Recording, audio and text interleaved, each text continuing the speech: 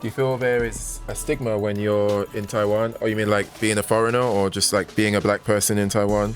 Yeah, for sure. There's always going to be components of, you know, stereotypes that they're aware of, or stuff that they've seen on TV or movies or music videos, and then they attribute certain things to being black and stuff. Both, to be honest, yeah, it's definitely a thing. I'm sure it's not as bad as it used to be. Like, I've spoken to some foreigners or non-white foreigners or black foreigners that have lived here for a long time, like way before me, and a lot of them say that, you know, it has improved, or it's not as bad as it used to be.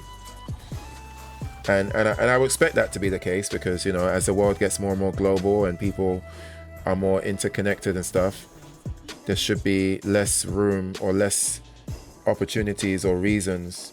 Like, people should have educated themselves a bit more to know that, oh, all of these stereotypes that I thought about this group of people is actually not the case, or I shouldn't think like this, you know. But that doesn't stop people from still experiencing their fair share of nonsense. So a lot of the time for me, or for a lot of non-European, non-white people over here, or particularly black people, you just get a lot of staring. A lot of the time from children, sometimes from adults, and just stereotypes, or just little body language stuff. Like, sometimes when I walk past people or get on a bus, right? There's been so many times I've gotten on a bus and, like, you know, I'm just walking to my seat. I see there's an empty seat and I just walk over there. Oh, I'm losing this. And I just walk over there, and then, like, I'll see, you know, like, people, like, kind of react, like, not like that, not like some over exaggerated cartoony thing, but sometimes I'll notice, like, somebody, like, let's say I'm walking towards the back of the bus to sit down at the back, and then somebody that I need to walk past, let's say it's a lady or whoever, and they have a bag and they're sitting next to their bag. Like, I've noticed a lot of, like, kind of just, it's almost like unconscious grabbing the bag as if they think that I might take it. And I don't even think it's a thing where they think I'm gonna take it. I don't know, it's just, they seem to be, it's almost like a program response, like, oh shit, somebody that I don't recognize, or somebody that looks very different to what I usually see on a day-to-day basis. Let me, you know, like, again, not that exaggerated, but I notice it, and it does get annoying sometimes. But things like that, microaggressions, as some people refer to them as, microaggressions are definitely a real thing that does occur. Did it happen when you were teaching? It happens all the time. Yeah, it's happened when I'm teaching. But I mean, with kids, I've lost. With kids, you can be a bit more. When it happens with kids, it's not just because they're children. It doesn't mean it can't be hurtful or annoying. But, you know, because they're children, you kind of learn to be more forgiving and understanding, right? Because they're children. But like, at the end of the day, with the world of English teaching, there's still a stigma.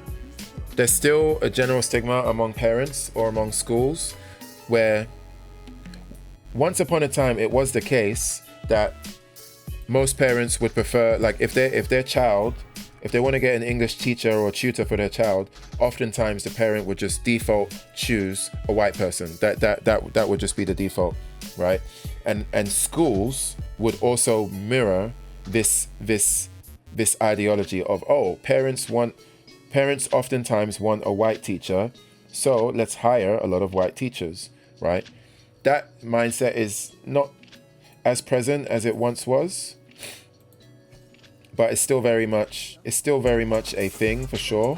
One situation that really put things into perspective for me was when so in my old school that I used to work at, there was like 7 teachers, right? I used to work at a school and there were 7 of us, 7 teachers, 7 English teachers. And I was the only black person there, fine, right? And I remember there was a time when one of the teachers got fired for, like, he just wasn't pulling his weight or whatever. And so we need to find a replacement. And I remember one of the options, there was like another black teacher came to do a demo, and his demo was mostly fine. He seemed like a good teacher. But when it came time for, so the English manager would normally do the interviewing and the hiring, right? And then normally, whatever the English manager would decide, like whoever she would decide to hire, the Chinese manager would be okay. So the school had an English manager and a Chinese manager. The Chinese manager would just defer to the English manager's decisions. But when it came to like hiring the extra teacher, and he also happened to be black, now the Chinese manager is like, oh, I don't know if we can, we already got one black teacher. Do we really need two? And that's when I realized, okay, that this is a problem, because had that teacher who did the demo, had he have been not black or a white teacher, it wouldn't have been a question. There would have been no, oh, I'm not sure. It would have just been, oh yeah, let's get him in. But now that there's potentially two black teachers at the school, we don't want, the parents looking at us like, wait, hang on, what's going on here? Why are there two black teachers? Inconceivable. And that was a pretty rough example of like, that's pretty much a good example of systematic racism, where it's not a situation where they like hate black people or anything. It's just for many different reasons, that was a thing that they were concerned about. So that was quite an eye-opening experience. I just got back and that sounds like a madness. Yeah, and the thing is, it shouldn't have even been that eye-opening for me, because I knew that, like, deep down I knew that this kind of thing is capable of happening. But it was different to see it play out. Seeing it play out was kind of crazy. I mean, but I should add that the guy, oh, I'm dead. The guy was hired at the end of the day. He did ended up getting hired, but it's the fact that the English manager had to jump through flaming hoops just to get him on board. And had he not been black, she wouldn't have needed to have jumped through those hoops. And again, like, the school is just acting in a way that they think that is gonna protect their bottom line. Like they still think, and I say think, they very well may be right. I don't know the percentage of parents who are okay with a black English teacher or tutor versus white, right?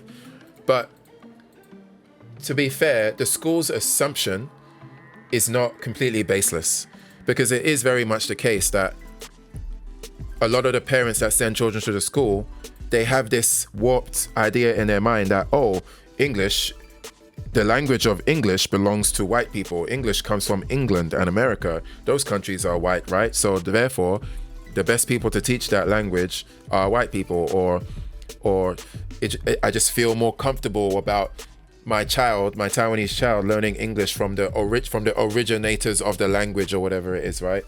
So I understand why the school thinks that. And again, like they're not completely acting from zero base. But I think the issue is that sometimes they lean on that information or that inkling too much, when it very well could be the case that maybe 10 years ago this would be a thing, but little do you know, a lot of parents nowadays they don't really care much about the color of the teacher, as long as the teacher's doing a good job and as long as the student is having fun or enjoys the presence of the teacher. But yeah, I think that's a clear example of like systematic racism, where it's that there's an ideology or a system in place that did not benefit that individual, literally because he was a black teacher trying to apply for a school that already had one black teacher. You know what I mean? That's, yeah, pretty wild.